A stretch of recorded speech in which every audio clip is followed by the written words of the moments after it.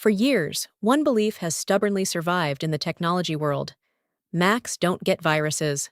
That assumption has become one of the most effective security vulnerabilities in the Apple ecosystem.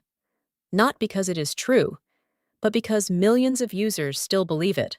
Cybercriminals have noticed.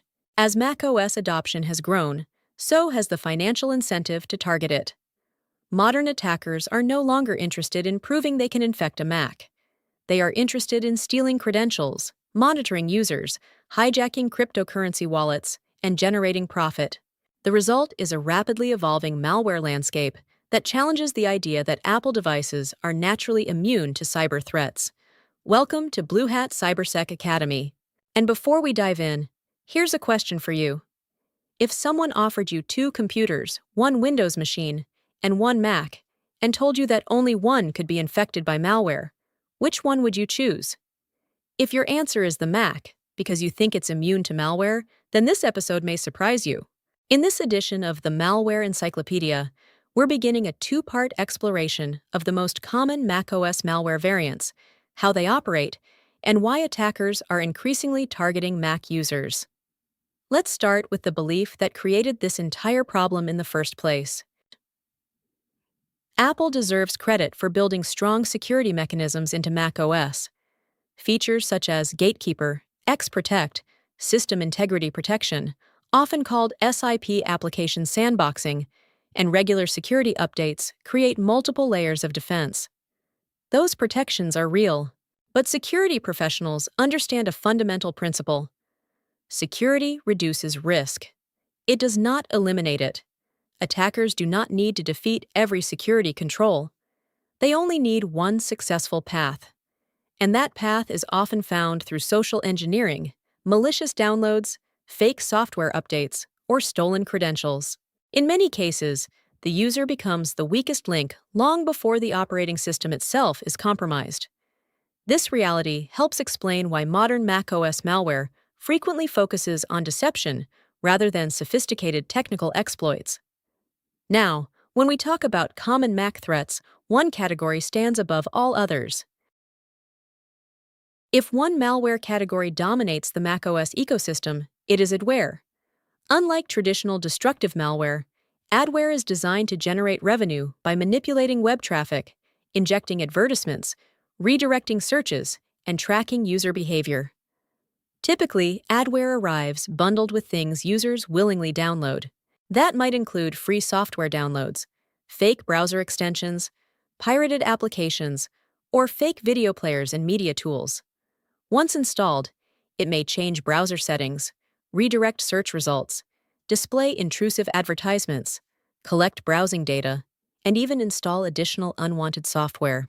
Many users dismiss Adware because it does not immediately destroy files or encrypt systems. That is a mistake.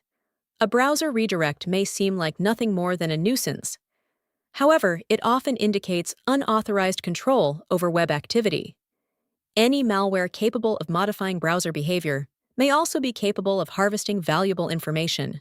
Popular adware families have included variants such as Adload and Bundlor, both of which have repeatedly targeted Mac users. What makes adware dangerous is not merely the advertisements. It is the access and influence it gains over the user's online activity. The second major category is Trojan malware. And Trojans remain one of the most successful malware categories on macOS because they exploit trust rather than technical weakness. A Trojan presents itself as something legitimate. For example, it may appear to be a software installer, a productivity tool, a security utility, a cracked application, or even a browser update. The user willingly installs the malicious program, and by doing so, they effectively bypass many of the operating system's built-in security protections.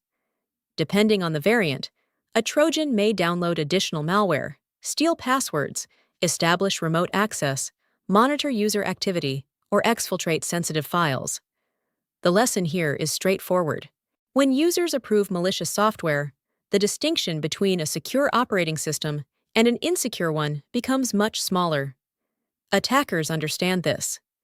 That is why convincing the victim is often easier than defeating the technology. The third category is spyware, and spyware focuses on information gathering rather than disruption. Its primary objective is surveillance. Spyware may collect login credentials, browser history, saved passwords, screenshots, financial information, and personal communications. Modern spyware often operates quietly in the background while avoiding obvious signs of infection. This creates a dangerous situation because users frequently evaluate security based on visible symptoms. If the computer appears normal, they assume everything is fine. Spyware exploits that assumption. The most effective spyware is often the spyware that remains unnoticed for the longest period of time. So far, we've uncovered 3 of the most common macOS threats: Adware, which monetizes your online activity; Trojans, which disguise themselves as legitimate software; and spyware, which quietly collects information while remaining hidden in the background. Notice the common theme. None of these threats rely primarily on brute force. Instead, they rely on trust, assumptions, and user behavior. And that's exactly why they're so effective. In the next episode, we'll continue our exploration by examining credential stealers, ransomware, cryptojacking malware, and backdoors, along with the practical defenses that actually matter. Before we wrap up, here's today's challenge. Which of the 3 malware categories discussed today do you think is the most dangerous for the average Mac user? Adware, Trojans, or spyware? And more importantly, why? Write your answer in the comments and explain your reasoning. And here's one more question. Do you think most users would recognize a Trojan before installing it? Or would they willingly approve it without realizing the risk? I'd love to hear your thoughts. If you found this episode of the Malware Encyclopedia useful, consider liking the video, sharing it with someone who still believes Macs are immune to malware, and subscribing to BlueHat Cybersec Academy for more evidence-based cybersecurity insights.